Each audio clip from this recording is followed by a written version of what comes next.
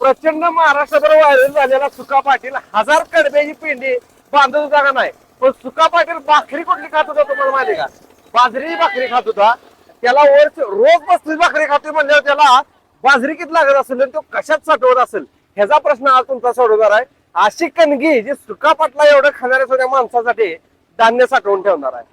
या टुलटे कणगेमध्ये तुम्हाला 150 kilo, 250 kilo, 500 kilo, 700 kilo आणि सुका पाटलासारखं तुमचं काम असलं तर 1000 किलोची सुद्धा कणगी मिळणार आहे. आणि सुका पाटलाचा विषय थोडा वेळ बाजूला राहू द्या, पण हीच कणगी का बरं किंवा ती हीच कणगी का वापरू शकते तर विषय बघा. कणगीचा पत्रा जे आहे का नाही ते टाटाचा आहे, अतिशय जाड आहे, ISI मार्क असलेला आहे. आणि इतर कणग्या ज्या तुम्ही रस्त्यावर ती बघताय का नाही एखादं 1.5 वर्ष टिकतात, म्हणजे पुढच्या बाजरीला नवीन कणगी आणायची असा विषय नाही.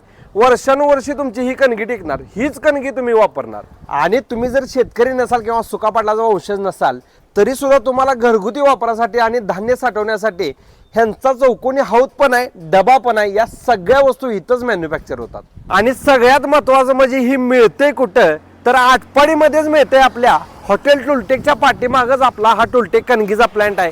एक तर तुम्ही इथं येऊन डायरेक्ट व्हिजिट करा, समोरासमोर कणगी बघा, घेऊन जावा.